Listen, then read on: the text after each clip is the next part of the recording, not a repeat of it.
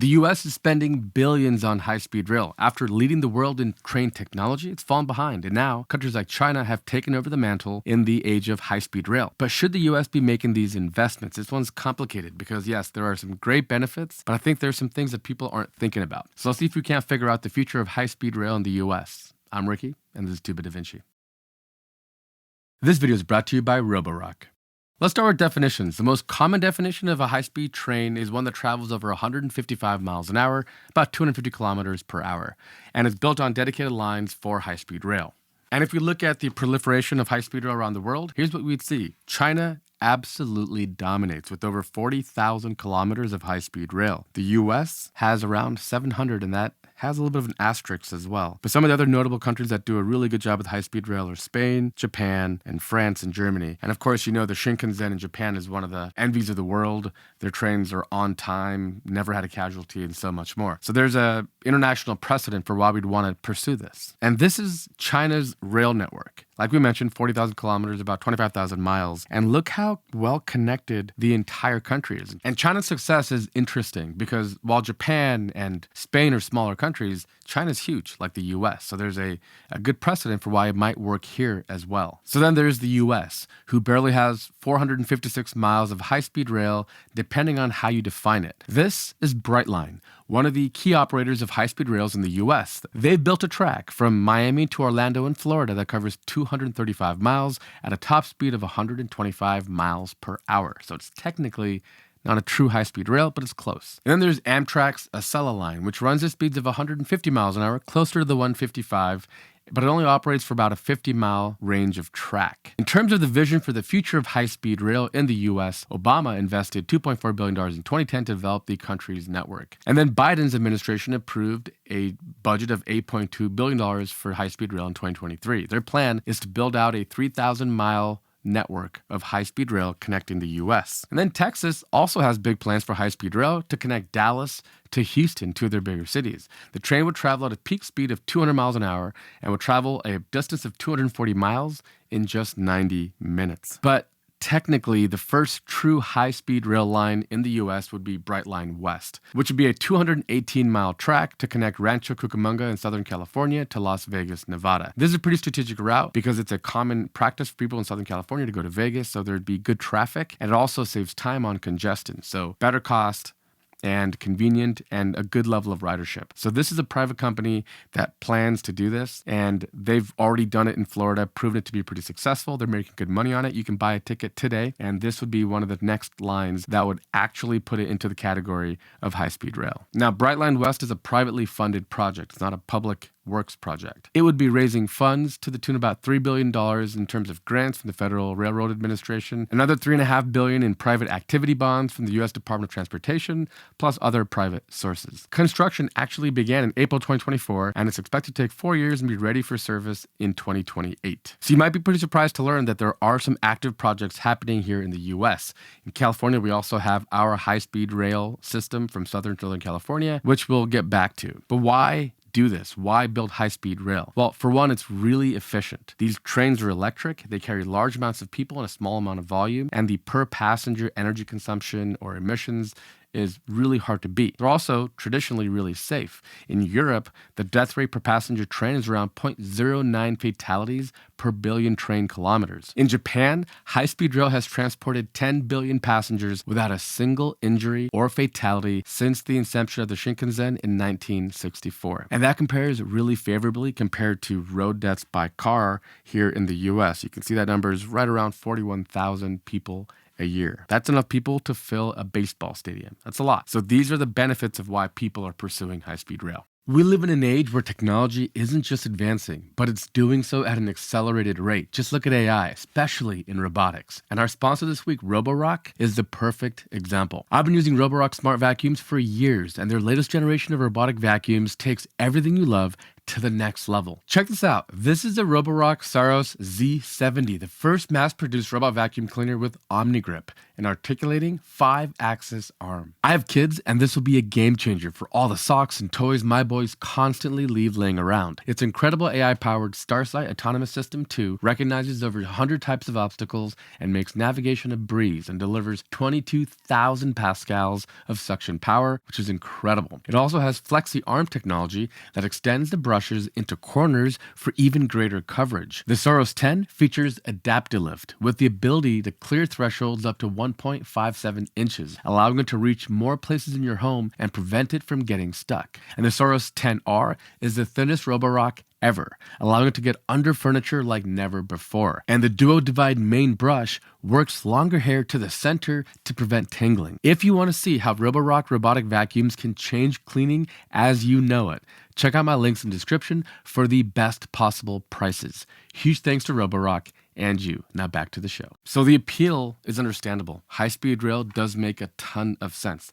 As a source of technology, it's great if you can do it right. But the problem is our train fatality rate in the US is nowhere near that of Japan. Just on traditional rails, we have a train derailment every 3 days. And high-speed rail is even more efficient than air travel. Japanese investment management company Troidos claims that HSR lines can save up to 88% on energy costs and produce 92% fewer carbon emissions per seat compared to aircraft. And one study even suggests a high-speed rail can deliver 1.26 to 3.62 gigatons of carbon dioxide emission reductions by 2050 compared to flying. And think about this. One 8-car N700 Shinkansen train can carry the equivalent of 3.4 full Boeing 737-800 jetliners, or 76 7-seater SUVs. So yeah, high-speed rail has a lot going for it.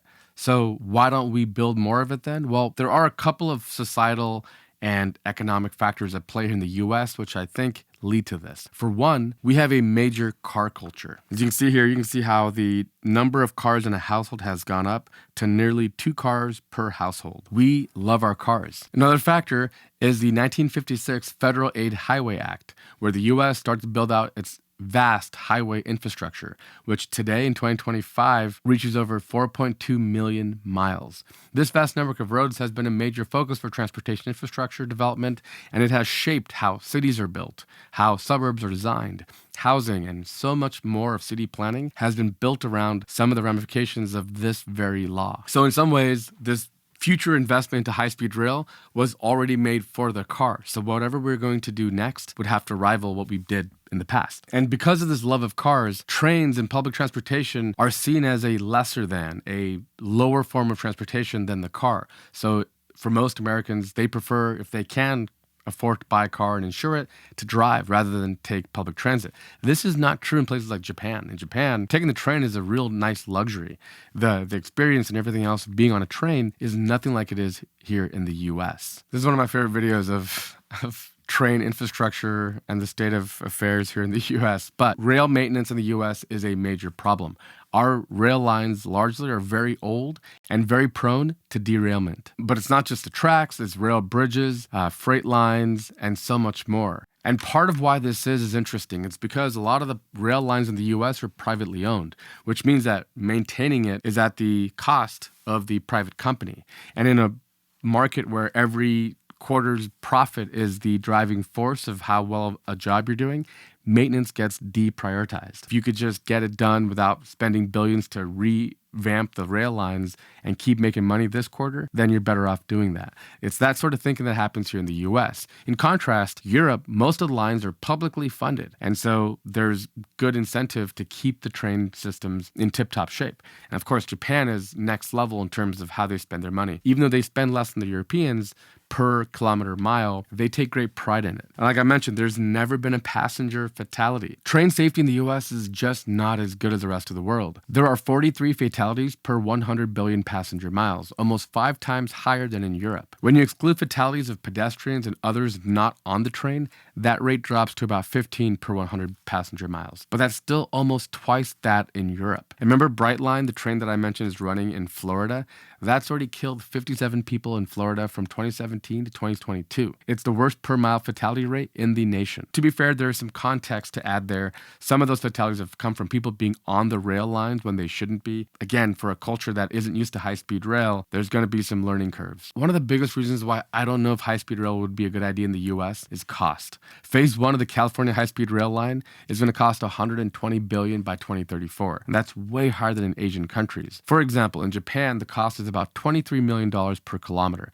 In China, 17 to 21. But here in the US, the prices are between $176 and $352 million per kilometer. That's just so much higher than the rest of the world. High-speed rail is like a movie. You have nothing until you have everything, right? If you don't have a station connected by high-speed rail, you've got nothing. No one gives you bonus points for having half the track laid out. And that's what makes it so tough. Especially like, for example, in California, we have about 500 miles to cover. That's a lot. It's a lot of track to pay for. All before you even know if you have customers, if you have people who would take these lines. One of the big head scratchers for me is California's decision to build the high-speed rail in the way that they are. In my mind, it would make sense, especially to recoup cost, have high levels of volume, and to make it a profitable enterprise to start, to begin with the two biggest cities in California, which is Los Angeles and San Diego, separated by about 150 miles. That stretch of high-speed rail would connect those two big cities, have high levels of ridership, and probably be a good pilot for this program. Instead, they've decided to build it in the Central Valley between Merced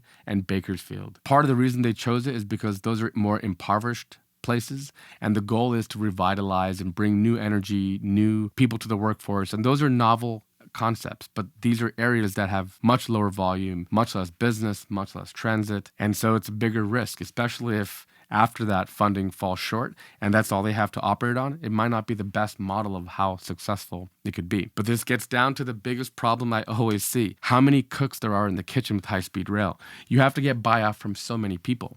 Also, unlike China, that has a lot of political power to do what they want, to move homes or to kick people out, take action. In the US, it's all about private land rights, right? So you'd have to be able to purchase all the land you need between San Diego and San Francisco to make this happen. And that can be very expensive because of California's high levels of real estate prices. And there's always going to be risk that people will block you with lawsuits and other stuff. It's an incredibly risky proposition and an expensive one. And it's one that might not really fully pan out. When I travel to Japan, I come back and think, I wish we had public transit and high-speed rail in America. Every time. I've been to Japan twice. Both times came back thinking the same thing. But the reality is when you get on a train in Tokyo and you get off in Kyoto and you walk out, you're where you want to be. There's no other transiting and commuting. You're in the heart of it. The entirety of Japan was built to be rail friendly. In the US, if you got to anywhere in LA, odds are you might still be 2 hours with traffic away from where you actually want to be because of the urban sprawl. That's just the nature of how we've built our cities, especially here in California on the West Coast. So even if you built high-speed rail to connect places, you're going to have a very tough time getting to where you actually want to go. Now, this again comes in the face of this next iteration of disruption that's happening in transportation, which is robotaxis. If we had self-driving cars, the price for transit would plummet, probably be even cheaper than having largely empty buses and other things. For example, for me to go from here to the airport, 15 miles on an Uber, probably about $50, right? So let's say $3-ish per mile. Tesla's promise with their robotaxi that they unveiled recently is to bring those prices down to 50, 30 cents maybe per mile. And when that happens, it would be so convenient to just get picked up wherever you are and dropped off to wherever you want to go. The big challenge here, like Wayne Gretzky used to say, is you have to skate to where the puck is going, not where it is. So if we're planning this $120 billion infrastructure program today, and it won't be ready or active for 5 or 10 years, we have to be thinking, does that gamble, does that bet make sense in 10 years' time? And I don't think that it does. I think there's too many things that are going on. The US is not great with maintenance. Our infrastructure is not in good shape. Our electrical grid needs massive innovation and renovation, but we foundationally have that problem where deep infrastructure investment costs billions of dollars and doesn't increase profit. If you tear out your wall and you change all the copper pipes and then you patch it back up, you haven't really gained anything. It's not like your house is any more beautiful. Sure, now you're less likely to have a leak in the future, but that's the thing, is it's not instant value. And most of American businesses run on that. Nobody wants to be the CEO that spends billions of dollars not to then recoup it. You'll be the CEO that had the worst quarter in history, and that's kind of how we think about things. Combine that with the fact that ride shares are just way more comfortable, and public transportation in the U.S. is not a pleasant thing. My experiences with public transportation in the U.S. have never really been very positive. I would avoid it whenever possible. And that's just a cultural thing that we have to deal with. The fact of the matter is, if we spent hundreds of billions of dollars on high-speed rail, which I don't even think is possible or going to happen, but even if we did, we might just have largely empty trains. And here's a thought that I just found out during my research. The New York subway, which if there's one rail system, forget high-speed rail, just rail of any kind, that would be profitable or run well, I would think New York, because New York is a lot more condensed than LA or most of California. But even they run at a loss, and they're trying to raise new money because they're going to run out. So you spend $120 billion on high-speed rail, and then what have you got? You have a lifetime burden to continually keep feeding it to keep it operational and to subsidize tickets and stuff. Because of our wildfire risk and our earthquakes and stuff here in California, the cost for maintenance might be even higher. And if there's one thing I don't really trust the U.S. and especially with government involvement to do a good job of, is maintaining the stuff after the shine has gone off, right? Whoever the mayor or the governor is, when this first breaks ground, they'll have a ribbon cutting ceremony. It'll be amazing. But 15 years later, will you think it's amazing then when no one's going to give you credit for maintaining it? That is the problem. And that's a cultural problem. The Japanese, for example, take pride in maintenance. They find it to be amazing. It's a great source of pride for them. We don't have that. For us, it was cool when it was new. Now, what do you got for me lately, right? Now, I mentioned the cost of robotaxis being cheaper than anything else. For anybody who's driven a Waymo, right? It's not just Tesla. There's Zoox, which is a company owned by Amazon, Waymo owned by Google. Everyone's working on this. Waymo is actually more expensive than Uber. So if you use the Uber app or Waymo will cost you more money. But part of the reason is they're trying to make money to continue to fund this thing. They're building LiDAR maps. They're doing a lot of investment in each and every city to start rolling out. But once they reach some kind of a critical threshold and they get approvals to operate at a large scale and they've got cars all around, that will change. They'll start to drop the price to be competitive to eat into the Uber rideshare market share. So that will happen. And it'll be very hard to compete with that, because even if it takes a little bit longer in a robo-taxi than it would on high-speed train, at least I'm comfortable. I'm by myself or one other person or my family. I can put car seats in the back, right? And when I get to where I'm going, I've gotten to my destination. I don't then have to go and find an Uber anyway. There's just too many variables. Ultimately, large-scale infrastructure is a gamble, because you're basically hedging that this idea that you have today is going to be worth it when it's completed. I think California needs a massive public waterworks investment. We need to build reservoirs. We have to renovate dams, build desalination, and so much more. The train gamble, I just don't know that it'll be worth it, especially because you have to also remember there's going to be disruptions in electric flight. Imagine that we have a 300-mile range electric aircraft that can fly from San Diego to Bakersfield or to LA, right, or to Merced.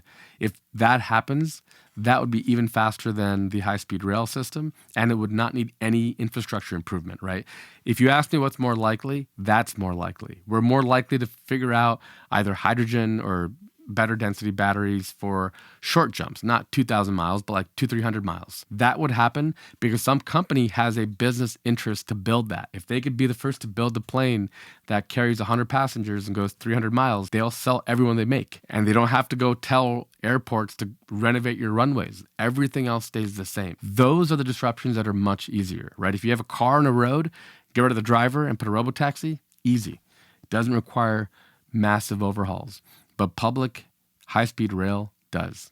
It requires huge levels of investment, and I don't think it's a good idea. Now, do I wish it was? Of course I do. I love high-speed rail. I wish we had the Shinkansen, which is one of my favorite things in the world in Japan. I wish we had it here, but I just don't think it fits, and sometimes that's okay. There's different solutions for every problem. And in the U.S., just with our culture, our love of cars, and our poor track record of maintenance, maybe the robo-taxi or a small hop electric flight is the better way to go. But what do you think? I'd love to know. Sound off in the comments below. Thank you so much for watching. We'll catch you next week.